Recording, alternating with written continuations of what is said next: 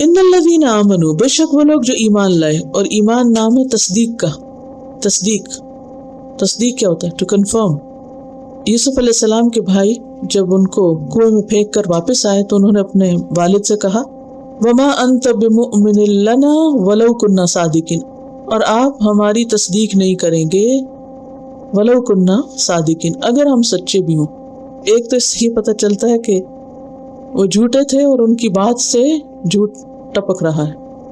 अगर हम सच्चे हों, तो मतलब ये कि सच्चे नहीं हो तो कहा कि अगर हम सच्चे हो तब भी नहीं आप हमें मानेंगे, यू डोंट ट्रस्ट अस। हाँ, हम सच ही बोले। तो यहाँ ये है कि मोमिन का क्या मतलब है? मा अंत बिमुमिनिन लना, तुम हम पर ईमान नहीं लाते। तो ईमान का क्या माना है यहाँ? तस्दीक। किसकी तस्दीक? तस्दीक किसको कहते हैं? किसी को सच्चा मानना। तो बेशक वो लोग जो ईमान लाए, यानी उन्होंने अल्लाह के वजूद को सच माना, रसूल को सच माना, आखिरत का ये वक़ू सच माना, इन सब चीज़ों को कंफर्म किया, इनकी तस्दीक की। वल्लज़ीना हाजरू, और वो लोग जिन्होंने हिजरत की। हिजरत क्या होती?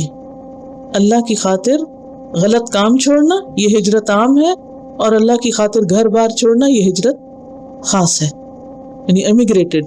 लेकिन फिल्लाह वजाहदू फी सबीलिल्लाह, और अल्लाह के रास्ते में जद्दोजहद की, जिहाद किया। जिहाद का लफ्ज़ी माना जंग करना नहीं होता, इससे मुराद जंग करना होता है। जिहाद कई तरह का होता है।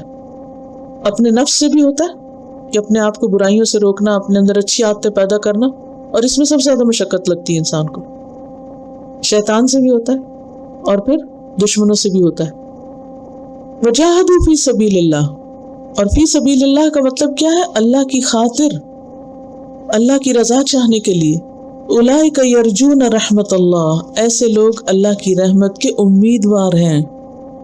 यरजूना, उम्मीद है, होप रखते हैं। इससे क्या पता चलता है कि इंसान कितने भी बड़े बड़े काम कर ले। अब आप देखें, ईमान, हिजरत और जिहाद कोई छोटे काम है? ये छोटे छोटे अमल हैं, बहुत बड़े बड़े अमल हैं।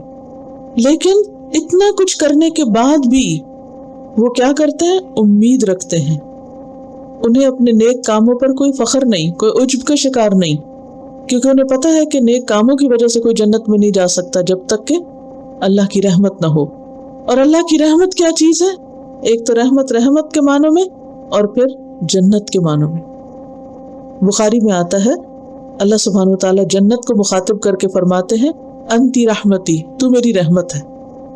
अरहमु बिकी मन अशा, तेरे जरिए मैं जिस पे चाहूं रहम करूं। तो जन्नत में किसी को दाखिल करना अल्लाह की रहमत का इजहार है, अल्लाह की रहमत का बेहतरीन नमूना है। वल्लाहु गफूरुर रहीम, और अल्लाह गफूरुर रहीम है। गफूर है गुनाहों के सिलसिले में। मग़फ़िरत का ताल्लुक किससे है? इंसान के गुनाहों से, कि इंसान गुनाह करता है तो अल्लाह ताला उसको माफ़ करता है। और रहीम, रहमत का ताल्लुक है इताअत से, कि इताअत अल्लाह की रहमत का जरिया बनती है। अब देखिए कि जितने भी नेक काम हैं वो सिर्फ अल्लाह की रहमत से ही हो सकते हैं। सबसे पहले तो ये कि अल्लाह ताला ने हमें बता दिया कि नेकी के काम कौन कौन से हैं।